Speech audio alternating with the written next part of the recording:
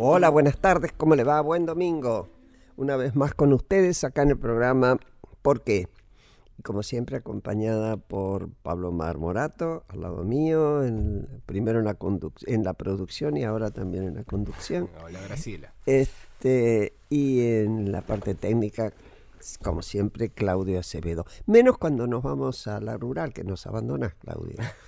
Bueno, el mail de contacto, ustedes ya saben, porque programa @gmail.com. Hace mucho tiempo, esto les puede parecer muy técnico, pero no es nada para dejar de lado, y es el tema de la coparticipación de lo que son los ingresos y que se distribuye en las provincias. En un país federal y una distribución de los ingresos, y en general hoy, cuando se la mira, los especialistas sienten que es bastante injusta, que no tiene una distribución adecuada.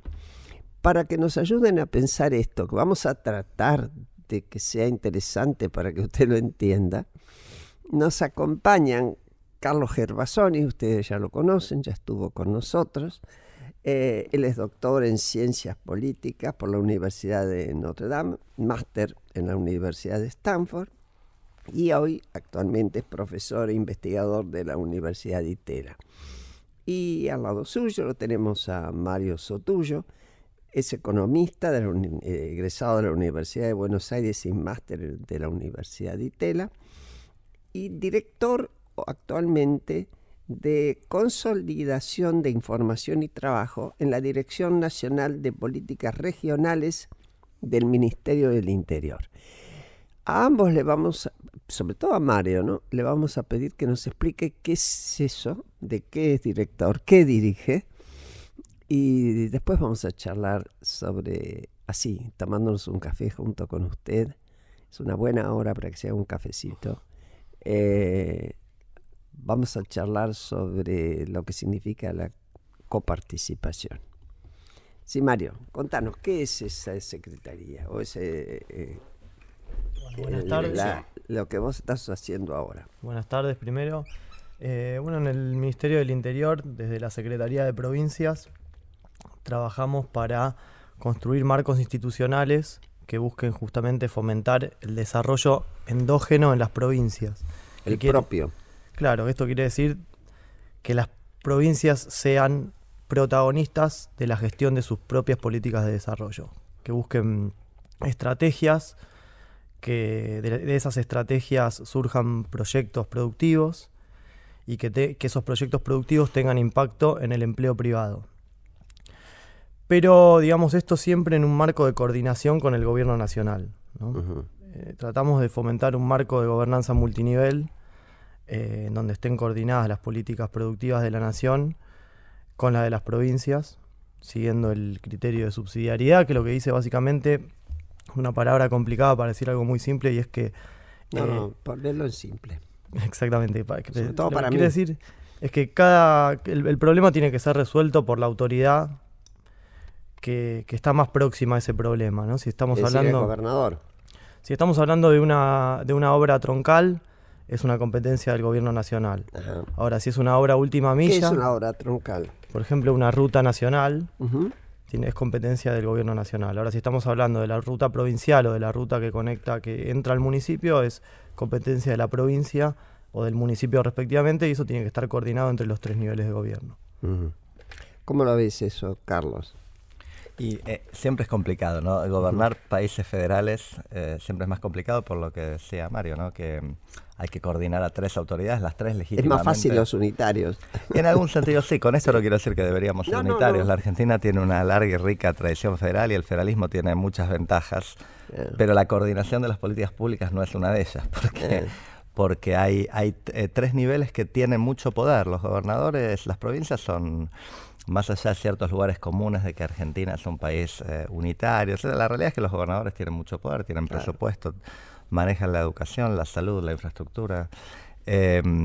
y tienen poder político también, ¿no? Entonces, sobre todo a partir de los 91, ¿no? Del 91. Claro, mucha descentralización. Que se le trasladó salud y educación. Claro, exactamente, de funciones a los gobernadores. Para que se den una idea, me parece que una estadística que la gente le puede transmitir con claridad lo que estamos diciendo es que cuando hablamos del empleo público en la Argentina, la gran mayoría de ese empleo público son empleados provinciales, no son ni empleados nacionales ni municipales. La mayoría son médicos, enfermeras, maestros, policías, jueces, funcionarios burocráticos de las provincias. Decir burocrático no tiene una connotación despectiva. No. Buena burocracia es necesaria en cualquier lado, ¿no? Esto es interesante. Hago una nota al pie, Graciela, por lo que decís. Sí, porque en general uno dice burocrático y es despectivo. Claro, esta es la deformación profesional, ¿no? Yo le doy esto de ejemplo a mis alumnos de cómo las palabras adquieren diferentes connotaciones en diferentes ámbitos, ¿no? Para los politólogos decir burocrático es algo positivo. Pensamos en Weber, que fue como el primer sociólogo que teorizó esto, y la burocracia era la administración pública eficiente basada en el mérito, con funcionarios entrenados. Y él lo ponía, Weber, a principios del siglo XX, a la burocracia feudal de los amigos y los familiares del rey o del príncipe, ¿no? Bueno, con el tiempo la burocracia adquirió sus propios problemas y para la gente, y uno entiende, la burocracia es el funcionario que me hace las cosas difíciles y el papelito que me falta llenar. Pero bueno, yo lo decía burocrático en el sentido de funcionarios de la administración pública, en un sentido neutral, ¿no? Y la mayoría de ellos son provinciales, no nacionales. Hace poco iba escuchando la radio y ahora me olvidé de en qué lugar los concejales estaban votando, las legislaturas de un lugar estaba votando que el puesto municipal tuviera la posibilidad de hacerse heredero, ¿no? Que se recibiera por herencia. Ahora, ¿te das cuenta? La renuncia a la capacitación de un burócrata. Porque, bueno, los municipales son burócratas.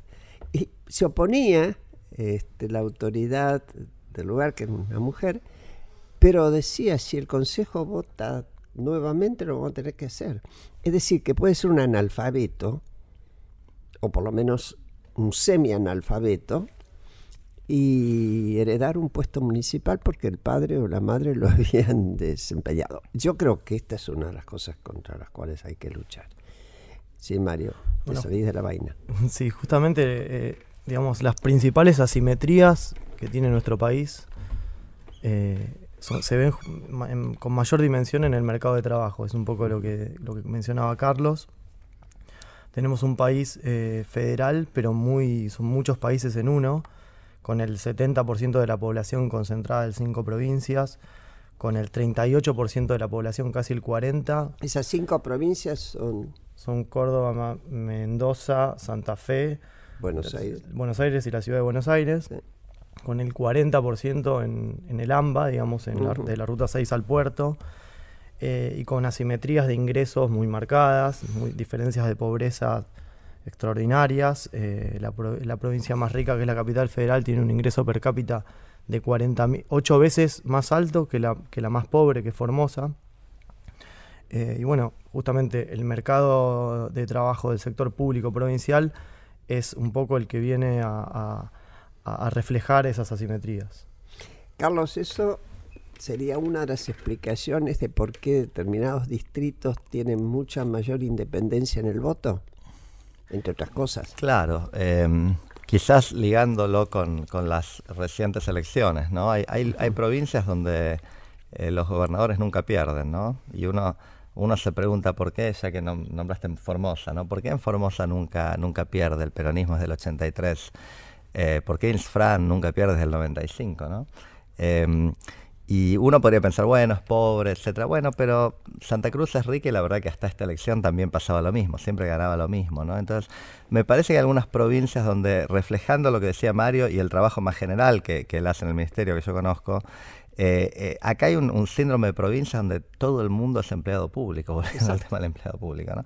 ¿Y qué quiero decir con esto? Bueno, quizás me tomo un minuto para explicar esto, que puede tener alguna no complejidad, pero sí requiere una explicación de un minutito. Uno debería preguntarse, ¿por qué la provincia más pobre del país, como decía Mario, que efectivamente es muy pobre y por lo tanto recauda muy poca plata, en los impuestos provinciales de Formosa son nada, logra tener miles y miles de empleados públicos a los que les paga un sueldo todos los meses. Bueno, la realidad es que no los paga Formosa, los paga la coparticipación federal, que es el tema de hoy, los pagan los impuestos recaudados en otros distritos, en particular en la provincia de Buenos Aires y la ciudad de Buenos Aires, que en particular la provincia es el más perjudicado por el reparto. En otras palabras, es como que los contribuyentes, los que pagan impuestos en algunas provincias, subsidian al gobernador de Formosa, que a su vez utiliza buena parte del dinero que recibe para financiar una administración pública definitivamente hipertrofiada, mucho más grande de lo que le hace falta,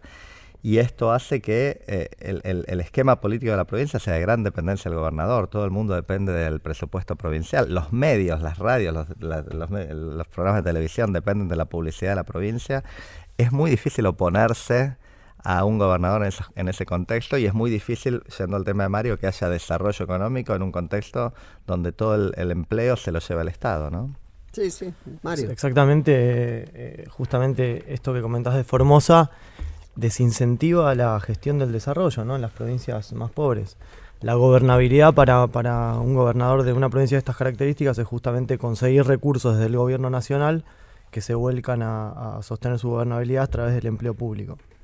Y también esto le es beneficioso al gobierno nacional porque consigue votos a cambio de esos recursos. Entonces se genera una coordinación, digamos, no demasiado buena, que atenta contra la gestión del desarrollo. A ver, ¿consigue votos en qué nivel? Consigue el votos, gobierno nacional. El gobierno nacional cambia recursos por votos en el Congreso. Ah, no, te digo, hay que aclararlo, porque el uno consigue el voto directo en las elecciones. Claro. El gobierno nacional termina diciéndole, bueno, mira, yo te mando, pero tus diputados o tus senadores que me voten esta ley. Es todo un circuito, ¿no? Correcto. Y una cosa que quería agregar a esto, que también confunde un poco, es que esa plata que recibe Formosa y muchas otras provincias, especialmente las más chiquitas demográficamente, la mayoría de esa plata les corresponde por ley. Es decir, es una ley injusta, etcétera, pero es la ley, es lo que dice. Son provincias que están muy subsidiadas. Tierra del Fuego, La Pampa, Formosa, Catamarca, La Rioja. Recaudan mucho Santa menos Cruz, de sus propios y reciben mucho la recursos que lo que coparticipación. reciben. Reciben mucho coparticipación, mucho más per cápita de lo que recibe la provincia de Buenos Aires o Córdoba.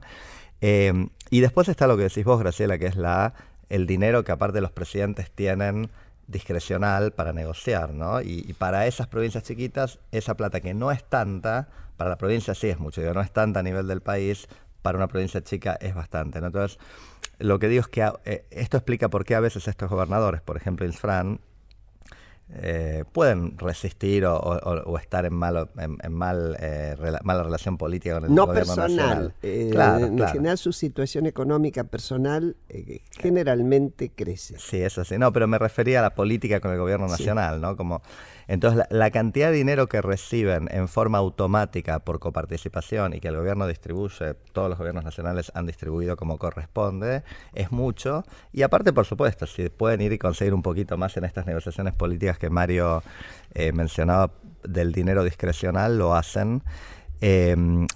Pero aún así, la mayor parte de la coparticipación se reparte en forma automática, y el problema no es que haya tantos fondos discrecionales, que los hay, sino que los criterios con los que se distribuye la plata son injustos. O sea, hacen que hoy una provincia rica como Tierra del Fuego, Santa Cruz, reciba mucho más per cápita que una provincia pobre como Salta. ¿Por qué es rica Tierra del Fuego?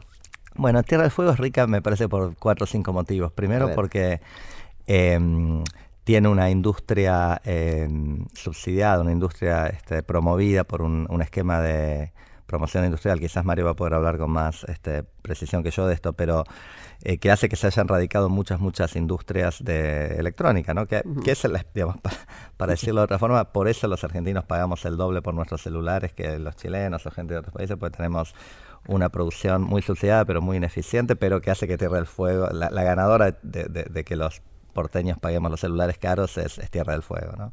Segundo, porque tiene mucho gas y petróleo, y recibe las regalías de ese gas y petróleo. Tercero, porque recibe alta coparticipación per cápita, es decir, recibe mucha plata. Tiene pocos habitantes. Exacto, tiene algunas otras fuentes de ingreso importantes como el turismo, y aparte es muy poca gente, ¿no? Son 100 y pico mil, está creo ahora cerca de los 200.000 habitantes. Incluso ni siquiera tiene un padrón demasiado permanente, mucha gente que entra y sale. Entra y sale, con lo cual es una provincia que cuando vos ves los indicadores de ingreso per cápita, debe ser la segunda o tercera después de la capital federal, y tiene muy buenos indicadores sociales comparados con los del GBA, por ejemplo, hoy ni hablar de Formosa o Santiago del Estero, ¿no? Sí, Mario. Sí, exactamente, sí, es así. Agrego una sola cosa, también tiene protección arancelaria con los bienes que produce, y evidentemente es la provincia que más coparticipación per cápita recibe. Cuando hay signos políticos, gobiernos de signos políticos distintos, nación sobre todo y provincias, un artilugio que se usó en los 90 y en el gobierno también de Kirchner fue los famosos ATN, aportes del Tesoro Nacional, y por ejemplo el plan Más Cerca, que era para puentear las provincias, directamente Nación le bajaba el dinero a los municipios. ¿Cómo le están trabajando desde el gobierno nacional con estos dos modelos que ya estaban instaurados cuando llegaron? No fueron los únicos. El gobierno de la Alianza también lo hizo. Seguramente. Los ATN se transfieren en función a las urgencias que tiene cada una de las provincias. No hay una negociación. Por más que las provincias el año pasado salieron a pedir que se coparticipe parte de los ATN. Ajá. Así que los ATN están para lo que dice la ley, que es para cumplir, para auxiliar urgencias financieras de la provincia. Auxilio del Tesoro, asistencia del Tesoro Nacional, es ATN. Exacto. Okay. Sí, volviendo a lo que decían sobre las provincias que reciben, mi recuerdo cuando fui ministra de Desarrollo, que adentro del ministerio, que era un ministerio elefante, tenía de todo, dependía todo de ese ministerio, entre otras cosas, la parte previsional relativa a las pensiones no graciables. Son todas las que tienen que ver con veteranos de Malvinas, con mujeres con más de 7 hijos, con discapacidades, etcétera. Y para eso hay un plan de salud que es el PROFE, se llama así, y que se manda a las provincias para que atiendan a la gente en esa situación por afuera o para reforzar su propio presupuesto de salud. Es decir, se parte de la base que la provincia tiene un presupuesto asignado a su salud normal y se le manda un plus porque esta es una situación especial. Bueno, a mí me consta que por las llamadas telefónicas de los gobernadores, que había provincias cuyo único presupuesto de salud in totum era el PROFE. Es decir, que atendían a sus propias necesidades más las que venían contempladas por ese sistema. Y ya se había convertido en costumbre eso. Era como derecho adquirido. Claro. Yo creo que estas son cuestiones con las cuales uno va a tener que encarar, o cualquier gobierno que quiera destrabar todas estas cuestiones va a tener que encararlo con lo difícil que es, ¿no? Es difícil, Carlos. Acá hay en lo que decís, Graciela, hay diría yo, un consenso bastante amplio, no incluye a todos los estudiosos, pero bastante amplio, de que habría que tener un poco más de correspondencia fiscal. Correspondencia fiscal quiere decir que la provincia se haga cargo de mayor cantidad de los gastos que genera por la vía de sus propios impuestos. Ahora lo que hoy pasa en la Argentina es que la mayor parte de los impuestos los recauda el gobierno nacional, la FIP, para decirlo, y después los coparticipa las provincias. Eso es común, pasa en muchas partes del mundo, porque hay muchos impuestos que se recaudan en forma más eficiente, en forma nacional, pero el nivel de asimetría que hay en la Argentina es más alto, o sea, es más alto que el promedio mundial, o sea, es mucho más lo que recauda el gobierno nacional que las provincias, lo cual hace que algunas provincias como Buenos Aires, que como es la perdedora de todo esto, no le queda otra que recaudar, recaudan bastante. Entonces, hoy la provincia de Buenos Aires financia más de la mitad de su presupuesto con impuestos propios. Pero eso supone una fuerte presión impositiva y eso ocurrió, es interesante políticamente, ¿no? Porque el propio gobernador Scioli, durante especialmente creo que su segunda gobernación, ya muy apretado de fondos, porque la coparticipación no lo ayudaba y Cristina tampoco lo ayudaba mucho, empezó a aumentar y eficientizar la recaudación de impuestos y bueno, hoy la provincia recauda algo así como el 55% de su presupuesto, pero Formosa o Catamarca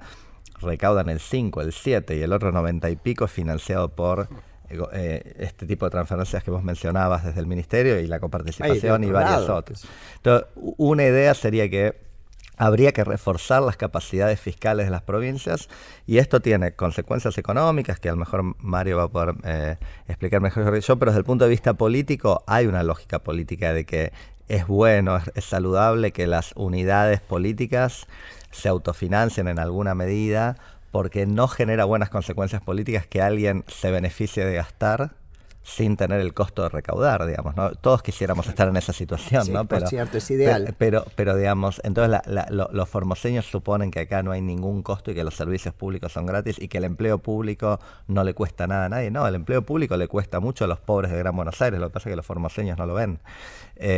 También les cuesta a ellos, por lo que yo argumentaba antes, que impide el desarrollo, pero esto es más difícil de ver, y le ¿no? provoca mucha migración. Sí. Aquel que tiene más expectativas y no las ve cumplidas, por motivos que sean, migra. Seguro. La falta de correspondencia fiscal, además, atenta también contra los incentivos para gestionar políticas de desarrollo, para promover el empleo privado, pero también si te vas al otro extremo, caso Misiones o caso Tucumán, que donde aumentan las alícuotas de los ingresos brutos o no entran en el convenio multilateral, también el aumento de la presión tributaria local, desarticulada del resto de los impuestos nacionales, también genera distorsiones y atenta contra el desarrollo. Entonces, lo que hay que armar es un marco coordinado. Trabajar en una nueva ley de coparticipación sería casi una utopía, pero es el mejor de los escenarios, donde los impuestos nacionales y provinciales y municipales sigan una lógica, digamos, y no se generen desarticulaciones. ¿Ustedes creen que este sería dependerá, bueno, de cómo terminen resolviéndose en octubre las elecciones, ¿no? Pero todo parecería indicar que el gobierno, que Cambiemos y el gobierno de Cambiemos ha salido fortalecido. Si se lograra o si están convencidos de que hay que meterse con este tema, ¿creen ustedes, vos Carlos sobre todo, que lo mirás con ojos políticos, no porque Mario no los tenga, sino porque es tu especialidad? ¿Lo es posible? A ver, la respuesta rápida sería no. La elaboro un poquito. No por este gobierno, no por Cambiemos. Claro, no, y te explico. No porque este es un tema en el que alguien va a perder. Y si alguien pierde, en el esquema de la coparticipación, la ley tiene que tener el consenso de todas las provincias. Y si alguien pierde, uno esperaría que el que pierde, 1, 2 o 10 provincias, se opongan. Hay siempre espacio para la creatividad en la política y por eso califico el no, ¿no? La primera respuesta sería no, mañana seguro que no.